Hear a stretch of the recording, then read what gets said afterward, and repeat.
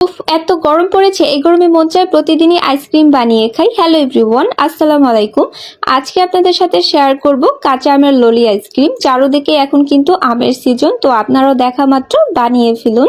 প্রথমে এখানে আমি কাঁচা আম নিয়েছি 4টার মতো। আপনারা যদি আরো বেশি বানাতে চান তাহলে আরো বেশি করে আম নেবেন। তারপর একটা প্যানে আমগুলো নিয়ে নিয়েছি, পরিমাণ মতো পানি দিয়ে আমগুলোকে সিদ্ধ করে নিব মাঝারি আঁচে। 5 থেকে 10 মিনিটের মতো রেখে আমগুলোকে নরম করে সিদ্ধ করে নিব। এরপর আমগুলোকে ঠান্ডা করে খোসা ছাড়িয়ে নিব। আমি আমগুলোকে এভাবে খোসা সহ সিদ্ধ করে নিয়েছি, এটা আমার কাছে বেশি সুবিধার মনে হয়েছে। আপনারা চাইলে খোসা ছাড়িয়েও ছোট ছোট টুকরো করে সিদ্ধ করে নিতে পারেন। আমের খোসায় যে পিউরিটা লেগে আছে একটা চামচ দিয়ে এই পিউরিটাকে বের করে নিব। দেখতেই পাচ্ছেন এভাবে করাতে কতটা সুবিধা হয়েছে। এই আমগুলো যতটা নরম করে সিদ্ধ করে নিবেন খুলতে ততটাই সুবিধার হবে। সবগুলো আমেরই খোসা ছাড়িয়ে নিয়েছি, এখন আমগুলোকে ম্যাশ করে নিব। আমের মাঝের যে আটিটা আছে ওইটা ফেলে দিচ্ছি। এই পর্যায়ে আমগুলো যেন ঠান্ডা থাকে, তা না হয় কিন্তু হাত পুড়ে যাবে। এখন এই আমগুলোকে একটু ম্যাশ করে নিব। এবার এই ম্যাশ করা পিউরিটাকে ব্লেন্ডারে দিয়ে দিচ্ছি। তারপর দিয়ে দিচ্ছি 3 থেকে 4টার মতো পুদিনা পাতা। এই পুদিনা পাতার ফ্লেভারের জন্যই অনেক রিফ্রেশিং লাগে খেতে। আর আপনারা চাইলে এখানে ধনিয়া পাতাও অ্যাড করতে পারেন।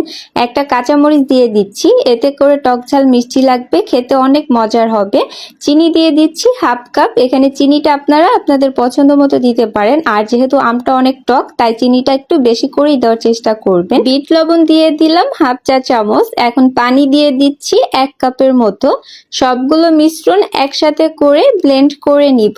ব্লেন্ড করার সময় এখানে আমি একটু সবুজ রঙের ফুড কালার অ্যাড করেছি, এটা অপশনাল, আপনারা চাইলে ইউজ করতে পারেন আবার নাও ইউজ করতে পারেন। এখন এইরকম একটা আইসক্রিমের মোল্ড নিয়েছি আর এগুলোকে দিয়ে দিচ্ছি। আপনারা আপনাদের পছন্দ মতো যে কোনো মোল্ডেই এই আইসক্রিম বসাতে পারে। এখন আইসক্রিমের কাঠিগুলো দিয়ে দিচ্ছি, একটা একটা করে সবগুলোতেই আমি এই কাঠিগুলো বসিয়ে দিচ্ছি। সবগুলো কাঠি বসানোর পর এখন এইগুলোকে আমি ডিপ ফ্রিজে রেখে দিব 9 থেকে 10 ঘন্টার জন্য। আর যাদের বাসায় এই আইসক্রিমের মোল্ড নেই তারা কিন্তু চাইলেও এইরকম মোল্ডে বসাতে পারেন। আমরা কিন্তু এই গরমের সময় কম বেশি সবাই এই কাপ আইসক্রিম খেয়ে থাকি, তখন কিন্তু এই কাপ আইসক্রিম গুলো ফেলে না দিয়ে রেখে দিলে এই বাটিতে কিন্তু আইসক্রিম গুলো বসাতে পারবেন। এখন 9 থেকে 10 ঘন্টা পর আমি আইসক্রিম গুলো বের করে নিয়েছি।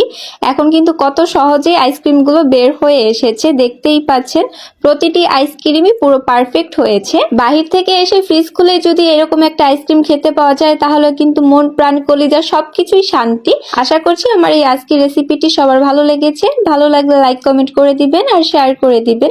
Thanks for watching, by.